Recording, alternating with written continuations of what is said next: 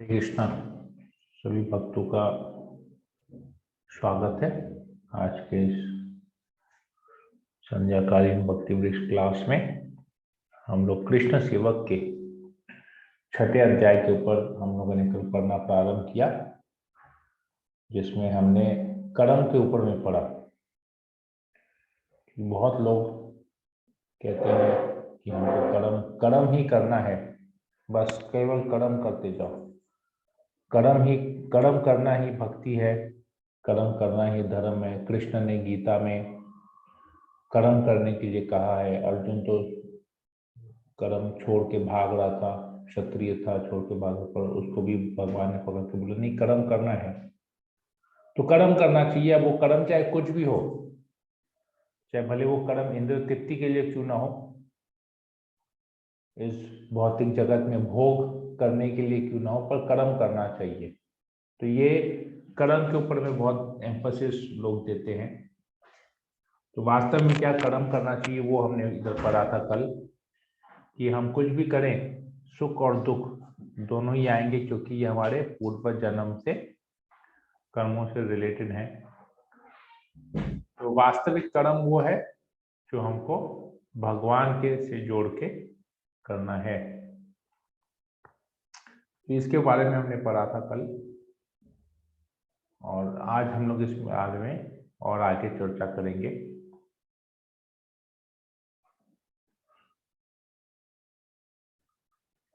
तो हमको केवल गधों की तरह या जानवरों की तरह, पशु की तरह कर्म में लगा नहीं रहना चाहिए। हमको बुद्धि का उपयोग करके सही गलत क्या है विचार करके कार्य करना चाहिए। और धन कमाना ही सब कुछ जीवन का एकमात्र लक्ष्य नहीं होना चाहिए। जीवन का सर्वोच्च लक्ष्य है भगवान कृष्ण की प्रेमा भक्ति प्राप्त करना, भगवान के धाम को जाना। तो हमने ये पढ़ा था। तो कर्म करने का मकसद यही है। तो आज हम लोग इसमें आगे में और पढ़ते हैं, इसके ऊपर चर्चा करेंगे। तो मंगलाचरण कर लेते हैं पहले। ओम अज्ञानतिमिरान्धस्य ज्ञानाञ्जनशलाकया चक्षुरुन्मीलितं येन तस्मै श्री गुरुवे नमः। नमो विष्णुपादाय कृष्णप्रेष्ठाय भूतले श्रीमते भक्तिवेदांत स्वामिनिति नामिने। नमस्ते सरस्वती देवे गौरवाणी प्रचारिणे निर्विशेष शून्यवादी पाश्चात्य देशतारिणे। वाञ्छाकल्पतरुभ्यश्च कृपा सिन्धुभ्यैव च पतितानां पावनेभ्यो वैष्णवेभ्यो नमो नमः।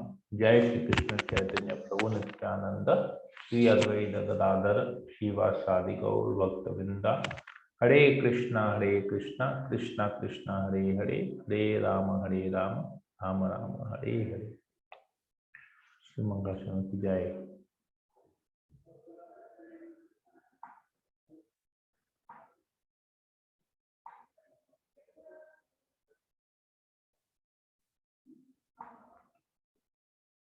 ओके, आज हम लोग इसके ऊपर चर्चा करेंगे। कर्म करे बिना कोई रह सकता है क्या?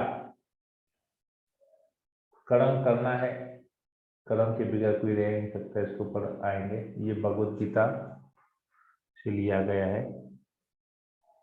तीसरे अध्याय से, जहाँ पर भगवान कर्म योग के बारे में बताते हैं। तो कोई पढ़ लेगा इसको?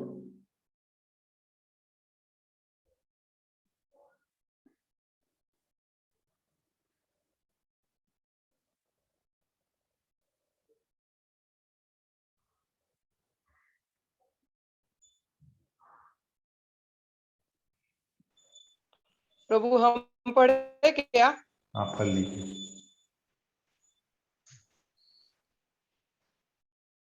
एक मिनट, चश्मा पहन ले।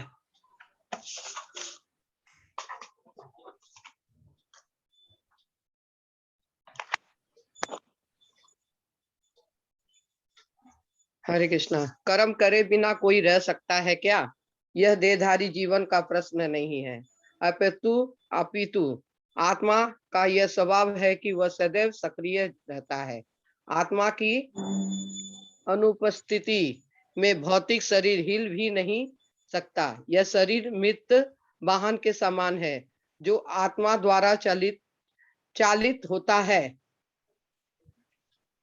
क्योंकि आत्मा सदैव गतिशील सक्रिय रहता है और वह एक क्षण के लिए भी रुक नहीं सकता। भगवत गीता में 3 अध्याय का 5वां नंबर श्लोक। आखिर देह निर्वाह के लिए कुछ न कुछ करना होता है। भौतिकवादी वासनाओं की शुद्धता, कहाँ चला गया, अरे कहाँ चला गया, भौतिकवादी शुद्धता के बिना कर्म का मनमाने ढंग से त्याग करना ठीक नहीं।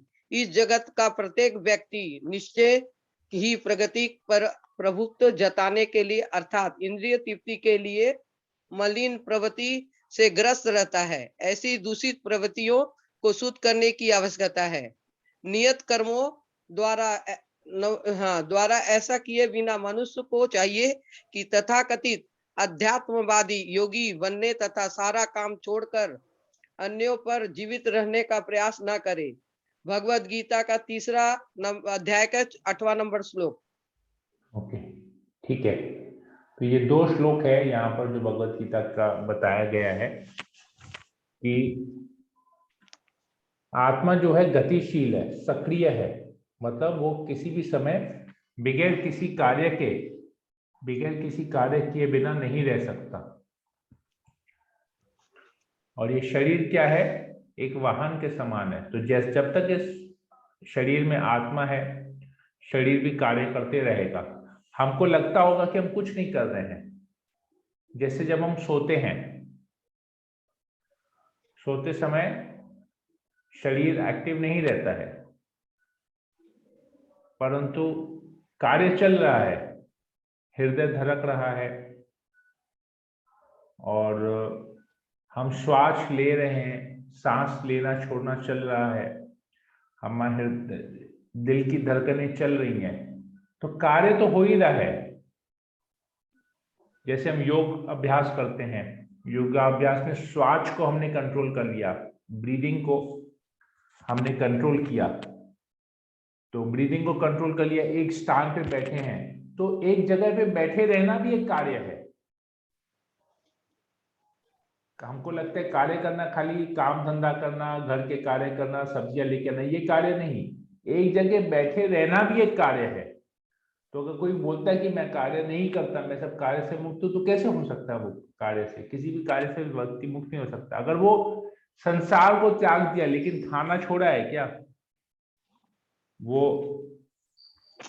खाना तो खाएगा ही, तो खाना खाना भी कार्य है। एक जगह बैठे रहना भी एक कार्य है, सांस लेना भी एक कार्य है। तो ये हमेशा हम बगैर किसी कार्य किए एक क्षण भी नहीं रह सकते। और जहां तक इस भौतिक शरीर का प्रश्न है, तो इस भौतिक शरीर को पालन करने के लिए हमको कुछ तो कार्य करना पड़ेगा। खाना खाना है, शरीर को पालन करने के लिए खाना खाना है, तो खाना खाने के लिए धन अर्जित करना पड़ेगा, तभी हम खाना खरीद के खा पाएंगे। धन अर्जित करने के लिए हमको कोई ना कोई कार्य करना पड़ेगा, ये बहुत जरूरी है। तो कर्म किए बिना हम रह नहीं सकते। तो सारा काम छोड़ेंगे, अगर अध्यात्मवादी, तथाकथित अध्यात्मवादी कहते कि हमने सारा कार्य बंद कर दिया, तो ये गलत है। कोई भी व्यक्ति, गीता में कहा गया है कि आत्मा सक्रिय है, गतिशील है, सदैव गतिशील है। तो कोई भी व्यक्ति अगर कहता है कि मैंने सब कुछ त्याग दिया है, तो ये गलत है।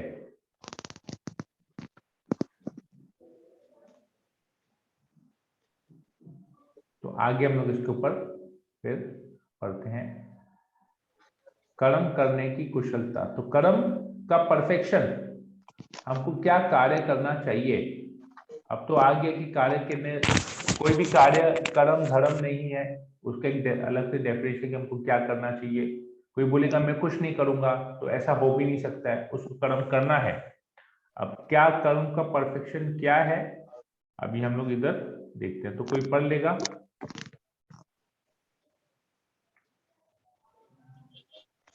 हरे कृष्णा प्रभु। हरे कृष्णा, हाँ पढ़ लीजिए। प्रभु ये चैप्टर 6 है। चैप्टर 6 है। पर हम लोग कल तो चैप्टर 5 पे थे।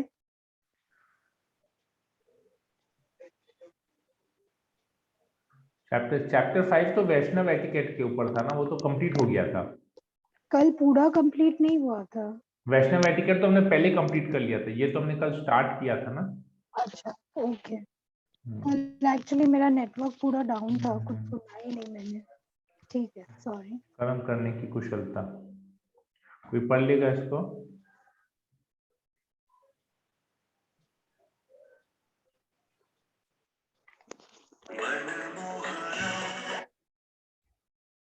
हम पढ़े क्या फिर? आई रीड हाँ, प्रभु। पढ़ लीजिए। Yes, read. कर्म करने की कुशलता। अतः भगवान विष्णु की प्रसन्नता के लिए कर्म करना चाहिए।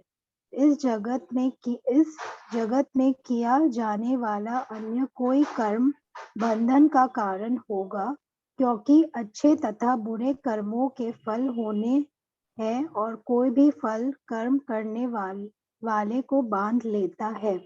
अतः कृष्ण विष्णु को प्रसन्न करने के लिए कृष्णा भावित होना होगा, और जब कोई ऐसा कर्म करता है तो वो मुक्त दशा को प्राप्त रहता है। यही महान कर्म कौशल है और प्रारंभ में इस आवश्यकता होती है। अतः भगवत भक्त के निर्देशन में या साक्षात भगवान कृष्ण के प्रत्यक्ष आदेश के अंतर्गत जिनके अधीन अर्जुन को कर्म करने का अवसर मिला था, मनुष्य को परिश्रम पूर्वक कर्म करना चाहिए। इंद्रिय तृप्ति के लिए कुछ भी नहीं किया जाना चाहिए, अपितु हर कार्य कृष्ण की प्रसन्नता तुष्टि के लिए होना चाहिए। इस विधि में से केवल कर्म के बंधन से बचा जा सकता है, अपितु इससे मनुष्य को क्रमश भगवान की वह प्रेमा भक्ति प्राप्त हो सकेगी जो भगवत धाम को ले जाने वाली है। भगवत गीता 3.9। आगे पढ़ूं हाँ, प्रभु? यस। जीव भगवान के सहयोग के बिना सुखी नहीं हो सकता, क्योंकि जीव की नित्य स्वाभाविक स्थिति ऐसी है कि भगवान की इच्छाओं के अधीन रहा जाए। अतः श्री कृष्ण ने अर्जुन को युद्ध करने का इस तरह आदेश दिया मानो भगवान उनके सेना नायक हो। परमेश्वर की इच्छा के लिए मनुष्य को सर्वस्व की बलि करनी होती है और साथ ही स्वामित्व जताए बिना स्वधर्म का पालन करना होता है। अर्जुन को भगवान के आदेश का मात्र पालन करना था। परमेश्वर समस्त आत्माओं के आत्मा है, अतः जो पूर्णतया परमेश्वर पर आश्रित रहता है, या दूसरे शब्दों में जो पूर्णता कृष्णा भावना भावित है, वह अध्यात्म चेतस कहलाता है। निराशी का अर्थ है स्वामी के आदेश अनुसार कार्य करना, किंतु फल की आशा न करना। कोषाध्यक्ष अपने स्वामी के लिए लाखों रुपए गिन सकता है, किंतु इसमें से वह अपने लिए एक पैसा भी नहीं चाहता। इसी प्रकार मनुष्य को यह समझना चाहिए कि इस संसार में किसी व्यक्ति का कुछ भी नहीं है, सारी वस्तुएं परमेश्वर की है। मई अर्थ मुझ में का वास्तविक तात्पर्य यही है। और जब मनुष्य इस प्रकार से कृष्णा भावनामृत में कार्य करता है, तो वह किसी वस्तु पर अपने स्वामी तत्व का दावा नहीं करता। यह भावनामृत निर्मम अर्थात मेरा कुछ नहीं है कहलाता है। यदि ऐसे कठोर आदेश को, जो शारीरिक संबंध में तथाकथित बंधुत्व भावना से रहित है, पूरा करने में कुछ झिझक हो तो उसे दूर कर देना चाहिए। इस प्रकार मनुष्य विगत ज्वर अर्थात ज्वर या आलस्य से रहित हो सकता है। अपने गुण तथा स्थिति के अनुसार प्रत्येक व्यक्ति को विशेष प्रकार का कार्य करना होता है और ऐसे कर्तव्यों का पालन कृष्ण भावना भावित होकर किया जा सकता है। इससे मुक्ति का मार्ग प्रशस्त हो जाता है। भगवद गीता 3.30। आगे पढ़ना है प्रभु। आप क्वेश्चंस ले लो, क्वेश्चंस। जी। प्रश्न 1। दुख प्राप्त करने के लिए जिस प्रकार हमें कोई प्रयास नहीं करना पड़ता, वह प्रकृति के सुख प्राप्त करने के लिए भी हमें कोई प्रयास नहीं करना पड़ता। इस विषय में श्री प्रभुपाद का क्या कथन है? ओके, एक ही करके अभी सब क्वेश्चन ले लेते हैं।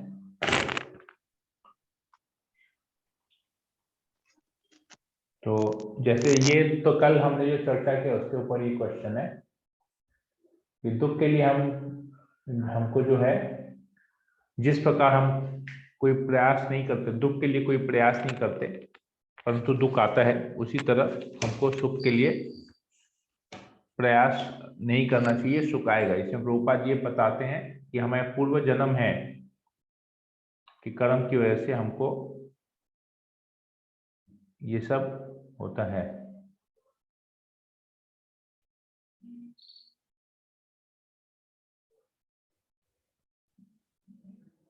तो इसमें एक मिनट,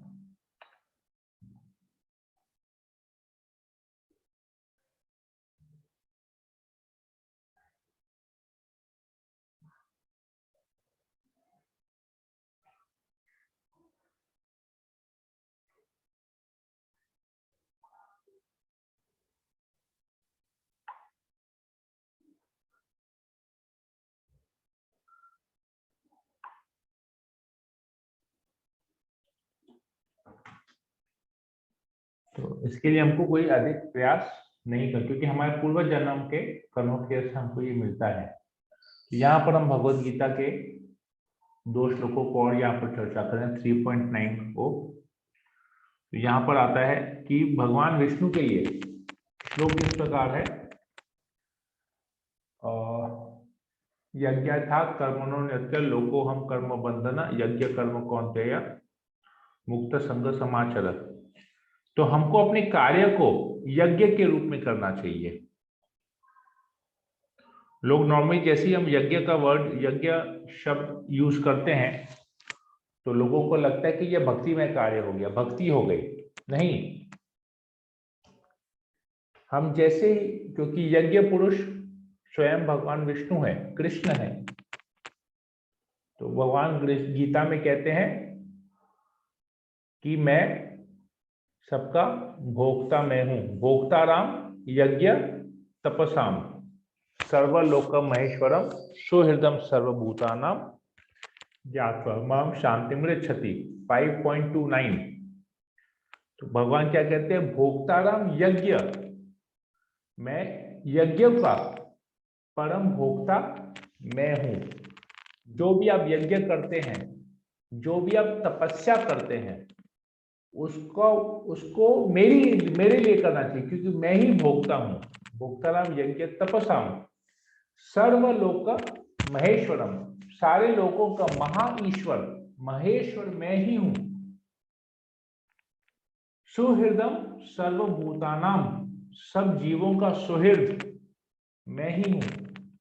अगर ये 3 बातें कोई जान लेता है, ज्ञात्वा माम, अगर किसी को ये ज्ञान हो जाता है कि मैं यज्ञ और तपस्याओं का भोक्ता हूं, मैं सारे लोगों का महेश्वर हूं और मैं सारे जीवों का सुहृद हूं, I am the well wisher, शांति मृच्छति, उसको वास्तविक रूप में शांति, अल्टीमेट पीस उसी को ही मिलेगी। तो भगवान जी कहते हैं, तो यज्ञ, भगवान स्वयं कहते हैं कि यज्ञ का भोक्ता मैं हूं। तो अगर हम कर्म कृष्ण के लिए यज्ञ के रूप में करते हैं, यज्ञ के रूप में करना मतलब कृष्ण को अर्पण करके करना, सारे कर्मों को कृष्ण अर्पणम, कृष्ण की सेवा में, कृष्ण के बारे में सोच के करना, तो वो यज्ञ हो जाएगा। और उस यज्ञ से क्या होगा, हम कर्म बंधन से मुक्त रहेंगे, क्योंकि सारे उसके कर्म फल कृष्ण ले रहे हैं। यहाँ पर यज्ञ के रूप में करना मतलब उसके जो भी कर्म फल है वो कृष्ण को अर्पित कर देना। कृष्ण सारे कर्म फलों को ले लेंगे और हमको कर्म बंधन में नहीं फंसना पड़ेगा। अगर हम यज्ञ के रूप में नहीं करते, मतलब हम कृष्ण की खुशी के लिए कार्य नहीं करते, कृष्ण उस कार्य के फल को भी कृष्ण को अर्पित नहीं करते, तो वो हमारे बंधन का कारण बनेगा। तो वही कार्य हमको बंधन से छुटकारा दिलाएगा और वही कार्य हमको बंधन में बांध देगा। फर्क यह है कि हम उसको कृष्ण के साथ जोड़ते हैं या कृष्ण से अलग करके करते हैं। तो ये यहाँ पर कहा गया, तो हमको कार्य को यज्ञ के रूप में करना है। यज्ञ के रूप में करना मतलब कृष्ण को सेंटर में रख के हर कार्य करना चाहिए। जैसे खाना खाना है तो प्रसाद लेना है। अगर हम बिजनेस करते हैं, तो किसी भी प्रकार का बिजनेस करते हैं, तो उस बिजनेस का एक पर्टिकुलर परसेंटेज ऑफ प्रॉफिट हमको कृष्ण भक्ति का जो प्रचार कर रहे हैं, या मंदिर में, या कृष्ण का मंदिर बन रहा है, भगवान का मंदिर बन रहा है, मंदिर निर्माण में देना चाहिए। जो इस गीता का प्रचार कर रहे हैं उनके सेवा में हमको ये लेना चाहिए। जैसे अभी गीता मैराथन मंथ है, तो बहुत लोग ऐसे हैं जिनको मैं जानता हूँ कि वो लोग ऑफिस में बहुत अच्छे पोस्ट पे हैं, उनका कंपनीज है, पर वो लोग गीता बांट नहीं सकते हैं। शुरू में अच्छा लगता था, 31 को फर्स्ट को सबको गिफ्ट देते थे गीता, पर अभी बोलते हैं सबको हमने गीता दे दिया। तो वो लोग क्या करते हैं, हम डोनेशन दे देते हैं कि मैं आपको 100 गीता स्पॉन्सर कर रहा हूँ, 200 गीता स्पॉन्सर कर रहा हूँ, 10 गीता स्पॉन्सर कर रहा हूँ, 50 गीता स्पॉन्सर कर रहा हूँ, आप लोग डिस्ट्रीब्यूट कीजिए इसको। तो हम लोग फिर वो स्पॉन्सर्स लेते हैं, उनसे उतना गीता लेते हैं। फिर हम लोग सेमिनार्स करते हैं, सेमिनार्स में हम लोग फिर गीता को डिस्ट्रीब्यूट करते हैं। जिसको जो डोनेशन देना होता है वो दे देते हैं। हम लोग गीता का प्राइस ही नहीं रखते हैं वहां पर, ताकि हर घर में गीता पहुंचे। हम लोग कुछ क्विज कॉन्टेस्ट करते हैं, कुछ प्रोग्राम्स करते हैं, वहां पर प्राइजेस में गीता देते हैं। ये स्पॉन्सर जो गीता होता है वो सब हम डिस्ट्रीब्यूट करते हैं। तो ये हो गया। अगर कोई किसी तरीके से दान नहीं दे पा रहा है, तो एटलीस्ट उसको कम से कम ये भगवत गीता का दान देना चाहिए। तुला दान होता है, या लक्ष्मी दे देते हैं कि प्रभु जी हमारी तरफ से ये इतना स्पॉन्सर है। तो एटलीस्ट ये ज्ञान भी, हमको ज्ञान वितरण करना भी, ये भगवत गीता का ज्ञान दूसरों तक पहुंचाना, हम भले नहीं पहुंचा सके, परंतु इस गीता को स्पॉन्सर करके माध्यम से हम ये ज्ञान दूसरों को दे सकते हैं। तो ये हो गया। तो खाना है तो कृष्ण को भोग लगा के खाना है, कार्य करना है तो उस कार्य से जो प्रॉफिट होता है उस प्रॉफिट का कुछ परसेंटेज हमको भगवान की सेवा में लगा देना है, विग्रह सेवा में लगाना है, पूजा की सेवा में लगाना है, या प्रसादम स्पॉन्सर करना है, या गीता स्पॉन्सर करना है, या मंदिर निर्माण में लगाना है। तो ये सब बहुत जरूरी है। तो ऐसे अगर हम करेंगे तो हम कर्म बंधन से हमेशा बचे रहेंगे। इस प्रकार बहुत सारे कर्म है जो हम खाली सोचना है कि कैसे हम इस कार्य को कृष्ण के साथ जोड़ पाए। ऐसा करेंगे तो होगा। तो यहाँ पर उदाहरण दिया गया है कि यही यहाँ पर अर्जुन का उदाहरण गया है, जिनके अधीन अर्जुन को कर्म करने का अवसर मिला था। तो भगवान कृष्ण के प्रत्यक्ष आदेश के अंतर्गत अतः भगवत भक्त के निर्देशन में यह साक्षात भगवान कृष्ण के प्रत्यक्ष आदेश के अंतर्गत मनुष्य को परिश्रम पूर्वक कर्म करना चाहिए। तो परिश्रम करना चाहिए, परंतु भक्त के गाइडेंस में रहकर करना चाहिए। उनके कहे हुए मार्गदर्शन से हमको कार्य करना चाहिए। इंद्र तृप्ति के लिए कुछ भी नहीं किया जाना चाहिए, अपितु हर कार्य कृष्ण की प्रसन्नता तुष्टि के लिए होना चाहिए। इस विधि से न केवल कर्म के बंधन से बचा जा सकता है, अपितु इससे मनुष्य को क्रमश भगवान की यह प्रेमा भक्ति प्राप्त हो सकेगी, जो भगवत धाम को ले जाने वाली है। तो इसी चीज का हमने आज सुबह भी भागवतम के प्रभुपाद के तात्पर्य से कुछ हमने बताया था कि कैसे हमको कृष्ण भक्ति मिलती है। गुरु के आदेश में रहकर, गाइडेंस में रहकर हम जब करते हैं तो हम परफेक्ट बन जाते हैं। तो भगवान के सहयोग के बिना कोई भी व्यक्ति सुखी नहीं रह सकता, उसको दुख आएंगे ही आएंगे।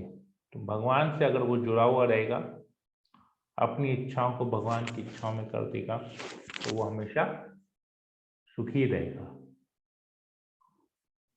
तो क्या कृष्ण भावनामय व्यक्ति प्रगति के लिए प्रयास नहीं करता? तो क्या कृष्ण भावनामय व्यक्ति प्रगति के लिए प्रयास नहीं करता? तो अगर कोई भक्त है तो वो क्या प्रगति के लिए प्रयास करता है कि नहीं करता है? आप लोग सब भक्ति कर रहे हैं, साधना कर रहे हैं, तो आप लोग बता सकते हैं कि आप लोग प्रगति के लिए प्रयास कर रहे हैं कि नहीं? प्रयास करते हैं, परंतु जितना जरूरत है, जहां तक हमारा साधना कॉम्प्रोमाइज नहीं होता, हमारा भक्ति में जीवन कॉम्प्रोमाइज नहीं होता, हम प्रगति करते हैं। इतने बड़े बड़े इंजीनियर्स है, बड़े बड़े पोस्ट पे, बड़े बड़े कॉर्पोरेट्स में इतने बड़े बड़े पोस्ट पे लोग हैं, सब कृष्ण भक्त हैं, और अपने उस पोस्ट को लोग अच्छी तरह से कृष्ण भावना भावित में कृष्ण भक्ति का प्रचार करने में यूज कर रहे हैं। तो कोई भी भय छोड़कर क्यों नहीं रह सकता? तो प्रश्न आता है, भय छोड़कर क्यों नहीं रह सकता? क्योंकि ये जगत, जैसे हमने पढ़ा, हर पग पे खतरा है, क्योंकि ये बनाया ही जगत इसी प्रकार ही बनाया गया है। पद पद पदम पदम यद विपदम ततेषाम। तो हर पग पे खतरा है, तो भय से मुक्त नहीं हो सकते हैं। भय से मुक्त होने का एक ही कारण है, जब हम पूर्ण रूप से कृष्ण के प्रति शरणागत हो जाएं। सत एवं असत दोनों प्रकार के कर्म ही किस प्रकार बंधन के कारण हैं? तो सत्कर्म और असत कर्म। असत कर्म मतलब तमोगुण में रह के जो हम लोग कार्य करते हैं, तो वो बंधन का कारण बनता है। और सत्कर्म जो सतोगुण में रह के कार्य करते हैं, तो भी बंधन के, क्योंकि अल्टीमेटली ये गुण के अंदर में आ रहा है। सतोगुण में रह के हम अस्पताल का निर्माण करते हैं, और कंबल बांटते हैं, जल पियाऊ बनाते हैं, धर्मशाला बनाते हैं, अनाथालय बनाते हैं, वृद्धाश्रम बनाते हैं, तो ये सब सत्कर्म है। ये सब करने से हमको स्वर्ग भोगेंगे, स्वर्ग जाएंगे, स्वर्ग में भी हमारा जन्म और मृत्यु होगा, तो वहां पर भोगेंगे और वापस इस पृथ्वी में जन्म होगा। तो सत्कर्म करने से भी हम बंधन में फंसे रहेंगे, क्योंकि इसी भौतिक जगत में रहेंगे। असत कर्म मतलब पाप कर्म अगर हम करेंगे, दूसरों को हानि पहुंचाएंगे, तो उसके लिए हमको सजा भुगतने के लिए नरक में जाना पड़ेगा। नरक में जब सजा पूरी होगी, वापस इस पृथ्वी में हमको निचली योनि में जाना पड़ेगा। स्वर्ग में जाएंगे तो ऊपर की योनि में जन्म होगा, अच्छे परिवार में मनुष्य जन्म मिलेगा, अच्छे परिवार में, धनी परिवार में, ब्राह्मण परिवार में हमारा जन्म होगा, गीता में बताते हैं ये। और अगर असत कर्म करेंगे तो नीचे के लोकों में जाएंगे, वहां सजा भुगतेंगे, और फिर नीची योनि में हमारा जन्म होगा। सब गीता में आता है, सतोगुण रजोगुण तमोगुण के भाव में सब कुछ होता है। तो यहाँ किसी को कोई प्रश्न है तो मैं ले सकता हूँ, नहीं तो फिर हम प्रचार संदेश आगे इसको पढ़ेंगे। हरे कृष्णा प्रभु। हरे कृष्णा। यस प्रभु, कल अमोघ लीला जी प्रभु के एक लेक्चर में सुन रही थी, तो उसमें उन्होंने एक लाइन बोला कि astrology has no work in a devotee's life. पर हम लोग तो बचपन से सुनते आ रहे हैं अपने बड़ों से कि सुख दुख सब लिखा हुआ रहता है, इट्स ऑल डेस्टिनी। तो क्या भक्त का लाइफ डेस्टिनी चेंज होता है कि उसको एक्सेप्ट करने का वो ताकत मिल जाता है, कि क्या होता है? हमने इसके बारे में कल पढ़ा था। आई थिंक तुम किसी ने कल का लेक्चर नहीं सुना होगा, इसलिए ये क्वेश्चन आ गया। ये इसके बारे में हमने कल पढ़ा था कि इसमें प्रभुपाद एक एग्जाम्पल कोट करते हैं। इसको समझने के लिए एक एग्जाम्पल, ये समझना बहुत मुश्किल है, लेकिन प्रभुपाद जी हर चीज को एक एग्जाम्पल के साथ, एनालॉजी के साथ बताते हैं, तो समझ में इजी हो जाता है। जैसे एक व्यक्ति है, उसने किसी का मर्डर किया है। मर्डर की सजा क्या है? If you murder, this is मौत, फांसी। ओके, you kill somebody, फांसी लगती है। तो हाई कोर्ट का जज या सुप्रीम कोर्ट का जज उसको फांसी की सजा सुनाता है। मतलब उसने कुछ गलत किया, उस गलत का उसको सजा मिला, तो वो सुप्रीम कोर्ट का जज या हाई कोर्ट का जज जब फांसी की सजा सुनाता तो क्या वो सिर्फ फांसी की सजा को रिवोक कर सकता है? क्या टेक बैक कर सकता है? कैंसिल कर सकता है? नो। नहीं कर सकते हैं। लेकिन अगर वही अपील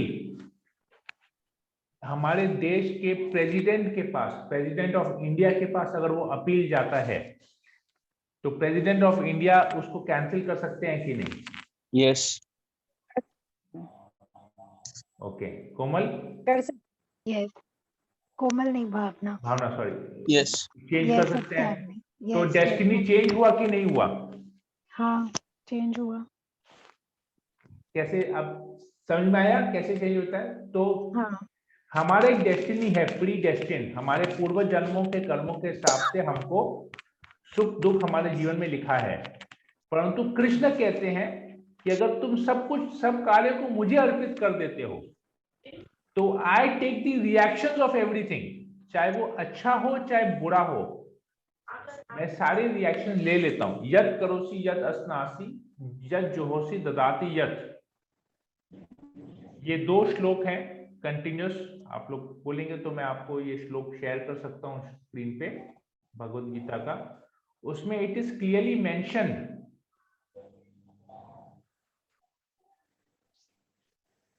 भगवत गीता का 9.27 एंड 9.28। तो उसमें बताया जाता है कि अगर ऐसा हम करते हैं, मैं आप लोगों के साथ शेयर करता हूं, एक मिनट।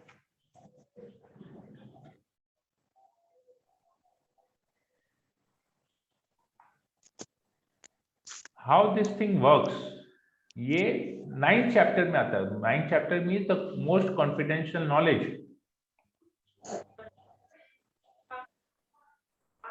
देखो 9.27, I'll just share it on the screen.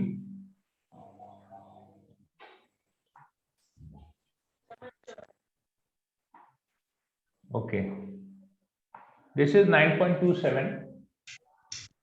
यत् करोषि यत् अस्नासि यत् जोहोसि ददासि यत् तपस्यसि कौन्तेय तत् कुरुष्व मद अर्पणम। मद अर्पणम, कृष्ण से मुझे अर्पण करो। क्या क्या अर्पण करो? यत् करोषि, वॉट एवर यू डू, आप कुछ भी कार्य करते हो। यत् अस्नासि, आप कुछ भी खाते हो। यत् जोहोसि, आप कोई भी तपस्या करते हो। ददासी, आप कोई भी दान देते हो। ये सब मेरे लिए करो। आप कोई भी तपस्या, कोई भी व्रत रखते हो, कोई भी तपस्या करते हो, कोई भी अच्छा कार्य करते हो, या कुछ भी कोई भी कार्य करते हो, अच्छा बुरा तो इधर है, वॉट एवर यू डू, जो भी खाते हो सब कुछ, देखो क्या लिखा है, whatever you do, whatever you eat, whatever you offer और give away and whatever austerity you perform. आप कुछ भी, किसी को दान भी दे रहे हो, कोई चैरिटी कर रहे हो, कोई तपस्या कर रहे हो, कुछ खा रहे हो, कोई भी कार्य कर रहे हो, कार्य में तो यही आता है ना, खाना आता है, लेन देन आता है, खाना आता है और तपस्या आता है। जीवन में तो यही 3 चीज चल रहा है। लेन देन मतलब बिजनेस चलता है या सर्विसेज चलता है। हम कुछ किसी के लिए कुछ सर्विस करते हैं, हमको सैलरी मिलता है, या हम कोई प्रोडक्ट बेचते हैं, हमको पैसा मिलता है। हम कोई भी तपस्या करते हैं, वाणी की तपस्या, मन की तपस्या, कोई भी व्रत रखते हैं, किसी भी प्रकार का हम व्रत रखते हैं, कोई ना कोई तो व्रत रखता ही है, कोई ना कोई फास्टिंग करता है, ना कोई योगा करता है। योगा ऑस्टेरिटी में आ गया, व्रत ऑस्टेरिटी में आ गया। कुछ भी, हम हर कोई व्यक्ति यहाँ खा रहा है, तो इसके बाहर में जीवन है नहीं। अगर ऐसा करते हो तो कृष्ण कहते हैं सब मेरे लिए करो, as an offering to me, मद अर्पणम। क्यों ऐसा बोलते हैं? इमीडिएटली नेक्स्ट श्लोक में कृष्ण कहते हैं शुभ अशुभ फलेर एवं मोक्षस्य कर्म बंधने संन्यास योग युक्त आत्मा विमुक्तो माम उपस्यति। शुभ और अशुभ मतलब इससे कोई भी रिएक्शन तुमको मिलेगा, रिएक्शन शुभ भी होगा अशुभ भी होगा। तो दोनों रिएक्शन को, दोनों के फल को मैं ले लूंगा। मोक्ष से कर्म बंधन, मैं तुम्हें मुक्ति प्रदान करूंगा, कर्म बंधन से मुक्ति प्रदान करूंगा, चाहे उसका शुभ हो चाहे अशुभ हो, दोनों ही केस में मैं मुक्ति प्रदान करूंगा, कृष्ण यहां पर कह रहे हैं। तो इससे क्या होगा? In this way you will be freed from bondage to work. and it's auspicious and inauspicious with your mind fixed on me in this principle of renunciation. मतलब अपने ध्यान को अब योग से मेरा ध्यान करो, इस बात को ध्यान रख के अपने कार्य को करो। मतलब ऐसा वैराग्य होना चाहिए तुमको कि मैं जो भी करूंगा कृष्ण के लिए करूंगा, अपने लिए नहीं करूंगा। अपने लिए नहीं करूंगा मतलब वैराग्य आ गया, अब दूसरे के लिए करना है, अपने बारे में नहीं सोचना है। तो इसमें ऐसे करने से क्या होगा, you will be liberated and come to me, मतलब तुमको मुक्ति मिलेगी और तुम मेरे पास आओगे और कहीं नहीं जाओगे। कृष्ण कहते हैं मेरे पास जाओगे। तो ऐसे ही जो डेस्टिनी है, शुभ अशुभ का जो डेस्टिनी है वो कृष्ण के हाथ में है चेंज करना। अगर हम कृष्ण के प्रति जाते हैं तो, अगर नहीं करते हैं तो कृष्ण इज नॉट बॉदर्ड, क्योंकि कृष्ण ने इंस्ट्रक्शन दे दिया, कृष्ण ने आदेश दे दिया तुमको क्या करना है। If you want to become free from all reactions you have to do this. If you don't do this automatically means कि आप कर्म बंधन में फंसे रहोगे। I hope I am clear Bhavna. This is how destiny changes. ये आगे कैसे डेस्टिनी चेंज होता है, ठीक है। कंसेप्ट क्लियर हुआ? जी प्रभु, थैंक यू। ओके, ठीक है। अमितेश प्रभु हैंड रेज किए, अनम्यूट करके बोलिए, कुछ बोलना है। प्रभु मेरे को पूछना है। हरे कृष्ण हाँ, प्रभु। पूछिए पूछिए। प्रभु रजोगुण कौन से कर्म में आएगा, सत्य या असत? रजोगुण असत में आता है, क्योंकि रजोगुण से अभी जैसे हम बहुत पैशनेट होके बिजनेस कर रहे हैं, बहुत पैशनेट होके पैसा कमा रहे हैं, पैशन, मोड ऑफ पैशन बोलते हैं ना रजोगुण को। हाँ जी। तो पैसा किस में कमाते हैं?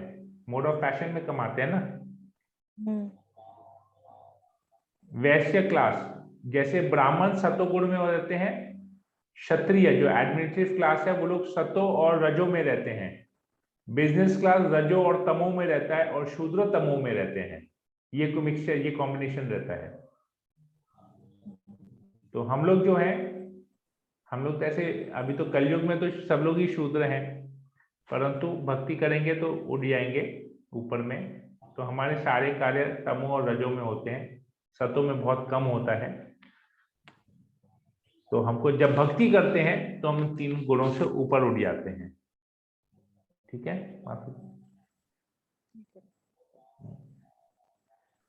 ओके, तो आगे इसको हम लोग पढ़ते हैं। फिर अगर दूसरा और किसी को कोई प्रश्न नहीं है तो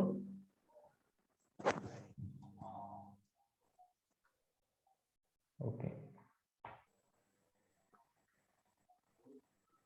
तो यहाँ पर प्रचार संदेश है। कृष्ण भावनामृत का प्रचारी वास्तविक जीव दया है, श्रीमद् भागवतम 4.29.1 से।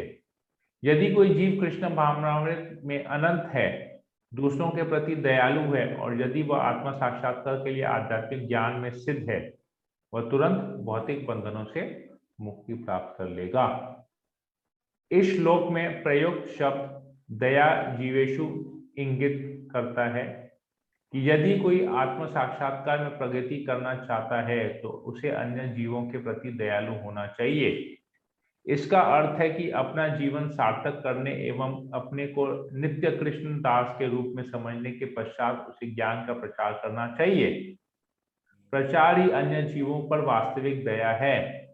अन्य प्रकार के मानव सेवा के कार्य तात्कालिक रूप से शरीर के लिए लाभकारी हो सकते हैं, परंतु चूंकि जीव एक आत्मा है, अंततः आध्यात्मिक अस्तित्व का ज्ञान देकर ही कोई उस पर वास्तविक दया कर सकता है।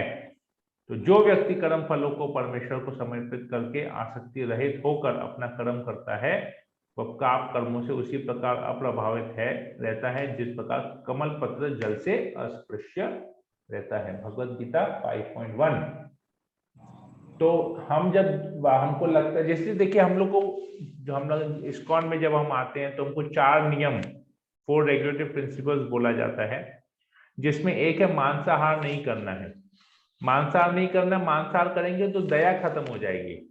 तो अगर हम वेजिटेरियन बनते हैं तो हम जानवरों के ऊपर दया कर दिखाते हैं, और दूसरे जीवों के ऊपर भी हमारी चेतना चेंज होती है। तो हमारी चेतना चेंज होती है जब हम वेजिटेरियन फूड में आ जाते हैं, तो हम फिर आत्म साक्षात्कार के लिए ज्ञान कर सकते हैं। तो आत्म साक्षात्कार कैसे होता है?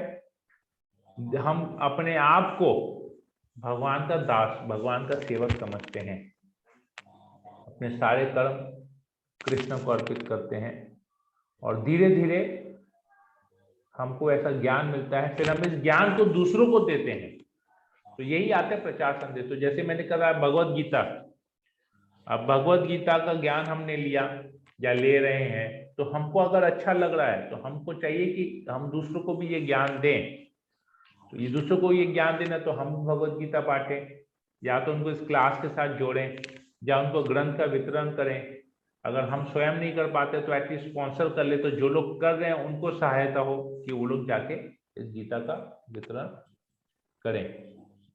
तो ये जैसे अशोक सकरानी प्रभु है हमारे पास, ये अपने जितने भी परिचित थे ना, सबको गीता देते थे। जिसको तमिल चाहिए तमिल, मलयालम चाहिए मलयालम, बंगला, हिंदी, इंग्लिश, हर भाषा में मुझे बोलते थे। वो जिसको भी देखते थे ना, अपने बैंक जब भी जाते थे, सबको बोलते, अरे आपके पास गीता है? नहीं है, बताइए कौन सा लैंग्वेज में चाहिए। तुरंत आके मुझे बोलते थे कि प्रभु मुझे इस भाषा में गीता चाहिए। मैं बोला ठीक है, मैं लाके देता हूँ। मैं उनको गीता देता। He used to gift Gita, Odia भाषा में, तमिल में, उन्होंने सब भाषाओं में जिन जैसे जैसे लोग हैं सबको वैसा उन्होंने गीता गिफ्ट किया है। तो ये दया है, बिकॉज गीता उनको, उन्होंने गीता का क्लास किया, उनको समझ में आया, उन्होंने अपने जीवन में कुछ परिवर्तन महसूस किया, उनको अच्छा लगा, तो वो चाहते कि ये ज्ञान जो मेरे बेनिफिट के लिए वो दूसरों को भी मिले। तो लोग वो हमेशा मुझसे कहते थे और मुझे गीता लेके जाते थे, मैं उनको देखता तो वैसे प्रचार कर रहे हैं। तो ये है। तो यहाँ पर इसलिए भगवद गीता 5.10 में आता है कि अगर कोई इस प्रकार अपने कर्म फलों को, अपने कर्मों को करता है, तो जिस प्रकार तालाब में, जल में कमल का फूल खिलता है, लेकिन कमल का फूल कभी उस जल को, उस कीचड़ को या उस गंदे जल को स्पर्श नहीं करता, वो अलग ही रहता उससे, हालांकि वहीं खिलता। उसी प्रकार इस भौतिक जगत में रहते हुए भी, जहां पर इतना सारा कंटैमिनेशन है, इस भौतिक जगत में रहते हुए भी हम कर्मों के फल से परे रहेंगे। अगर हम कर्मों के फल से दूर रहेंगे, कर्म फल, हमारे जो पाप कर्म है, हमको स्पर्श नहीं कर पाएंगे अगर हम कृष्ण भावना में भावित होकर रहते हैं। ये एग्जाम्पल भगवान स्वयं देते हैं गीता में। ये एनालॉजी जो है, कमल पत्र का एनालॉजी, ये भगवान स्वयं गीता में देते हैं। कभी यहाँ गृह कार्य होमवर्क आता है, हमको पूर्ण प्रश्न पूर्ण उत्तर चैप्टर 4 के ऊपर जाना है, प्रकृति के 3 गुण। यहाँ पर रजोगुण तमोगुण के बारे में है। तो अभी आप लोग का, अभी कल पर फ्राइडे सैटरडे संडे 3 दिन हम क्लास नहीं करेंगे, क्योंकि बहुत सारे भक्त लोग जो इस क्लास में जुड़े हुए हैं वो लोग मायापुर जा रहे हैं प्रोग्राम के लिए। तो हम लोग 3 दिन क्लास नहीं करेंगे। हम लोग नेक्स्ट क्लास मंडे को लेंगे, और मंडे को हम लोग पूर्ण प्रश्न पूर्ण उत्तर के 4थे अध्याय से हम लोग ये क्वेश्चन आंसर्स करेंगे। तो आप लोग वैसे जैसे हम लोग करते हैं वैसे ही आप लोग देखिए। अगर आप लोग कुछ समझ में नहीं आया हो, आप लोग मार्क करके रखिएगा, हम लोग वहाँ डिस्कस करेंगे। अगर बहुत अच्छा लगा है, तो आपको क्यों अच्छा लगा उसके बारे में आप चर्चा करेंगे कि आप लोग को उससे क्या शिक्षा मिली, और प्लस हम ये 3 क्वेश्चंस वहाँ पर हम मंडे को डिस्कस करेंगे। इसके बाद फिर हम दूसरे अध्याय में 7th चैप्टर में फिर हम प्रवेश करेंगे। हरे कृष्णा। ओके, तो किसी को कोई और प्रश्न है या कोई कमेंट है तो मैं ले सकता हूँ 5 मिनट, फिर मैं सेशन को एंड करूंगा। ओके, अमितेश प्रभु।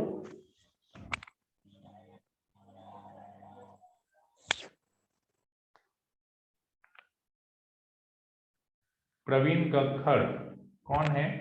फर्स्ट टाइम ज्वाइन किए हैं आप। और अमितेश प्रभु, आप अपना परिचय देंगे? अमितेश, आई थिंक हमारे साथ जो वृंदावन यात्रा में चले थे, अमितेश वही है ना? अमितेश प्रभु। मंजू माता जी। हरि बोल प्रभु, क्या बोले? अमितेश प्रभु ज्वाइन किए वही हैं जो हमारे साथ वृंदावन यात्रा में चले थे? हाँ हाँ हाँ हाँ हाँ। ओके, वो वही ज्वाइन है। किए हैं, उनका कोई जवाब नहीं आ रहा है। और प्रवीण कक्कर, पता नहीं कौन है, हम भी देख रहे हैं। प्रवीण कक्कर आपका माइक्रोफोन कनेक्ट नहीं है, तो आप अपना इंट्रोडक्शन देंगे कनेक्ट करके दोबारा से। ओके, विनीत मंडल प्रभु, आपको कोई प्रश्न है? नहीं प्रभु, कोई नहीं। ओके, ठीक है। अंजू मित्तल माता जी,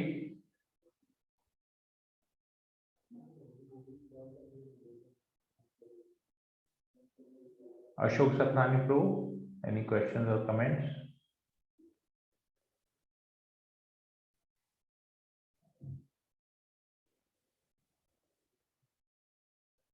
लीलावती माता जी, लीलावती मोहिनी माता जी, हरे कृष्ण प्रभु जी, दंडवत प्रणाम। राम प्रभु राम। प्रभु जी आपने बहुत अच्छा से आज भी समझा दिए हैं, बहुत अच्छे से, बहुत अच्छा लगता है मुझे। धन्यवाद माता जी, हरे कृष्णा। मुकेश शाह प्रभु, हरे कृष्णा प्रभु जी, दंडवत प्रणाम। राम राम। कोई प्रश्न या कोई कमेंट है आपको?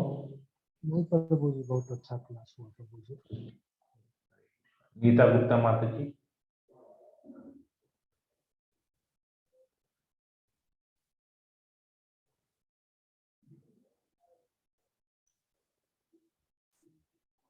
हरे कृष्णा प्रभु। हरे कृष्ण माता जी।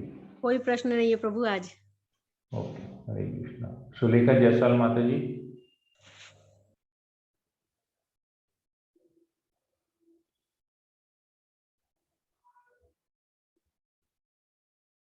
हरे कृष्णा। ओके, किसी को कोई प्रश्न नहीं है तो हम लोग फिर क्लास को यहीं पर ही एंड करते हैं।